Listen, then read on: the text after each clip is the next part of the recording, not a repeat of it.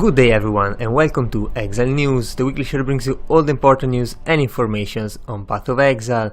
And the first piece of news we're gonna take a look at, beside all of the new microtransaction, is the fact that Chris Wilson has been the guest on the latest Lionized Watch podcast, which is now kind of become the semi-official podcast, and I definitely recommend watching this, especially if you enjoy hearing about insights of GGG, about their choices, why something was made instead of something else.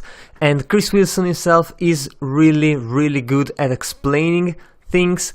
He makes very good points out of his answers, so that you can really understand why they did something and not just feel like they should have done something else. I mean, GGG is actually a company, but they really care about the players as well, and they're trying to make a game they will love themselves, and so far it's definitely going pretty good.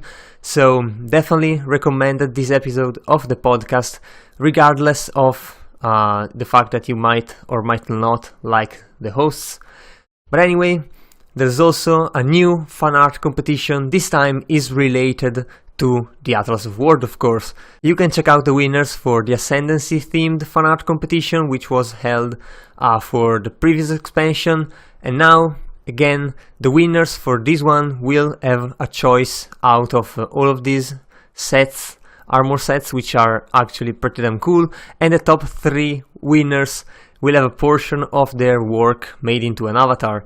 So that's definitely pretty cool. If you like to, I don't know, make fan art and that kind of stuff, definitely give it a try, because it's absolutely worth it. And then GGG also made a video about the clothes map, which they are giving out for the higher tier supporter packs. And I gotta say, the map is pretty damn good.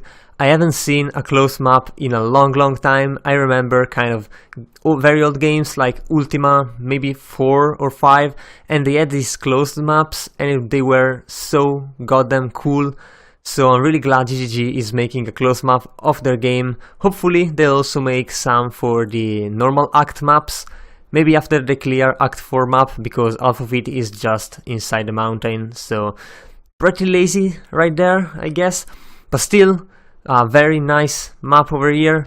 And also we got a new build of the week. This time it's a witch with the Elementalist Ascendancy, using Avatar of Fire and the Call of the Brotherhood with Call to Fire gem to actually ignite and spread everything around the lightning warp. So it's a movement skill and it also deals a lot of damage. Also it has a flame blast for the single targets, which, I mean, lightning warp doesn't really have a good single target. It's already incredible how fast it clears, especially considering the range of damage it has, since it is a lightning skill. It can hit really low, it can hit really hard. It's been a while since I've seen a lightning warp skill used for damage. Some streamers some time ago, or a long time ago actually, tried to do it with Iron Will, but it worked, it kind of worked, didn't really translate too well into high maps.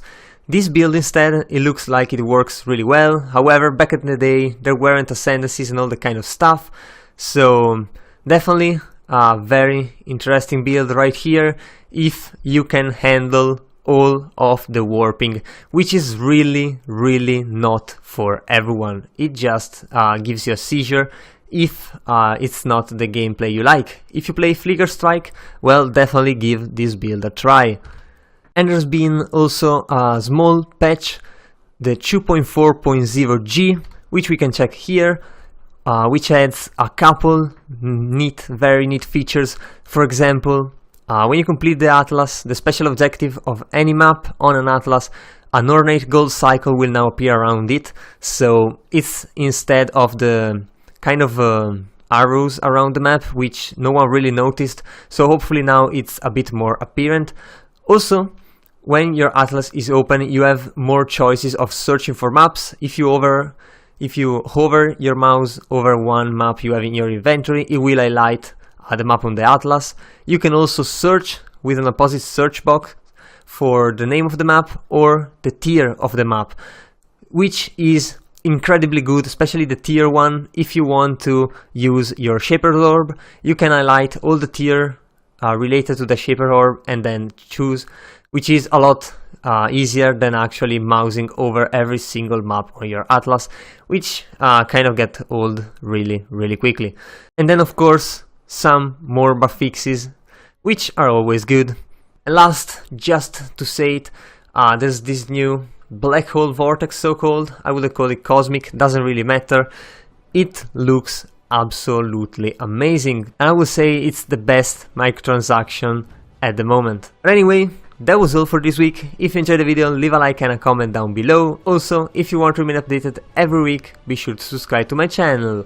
So that was all. I've been your host Giorgio, and I'll see you guys the next time.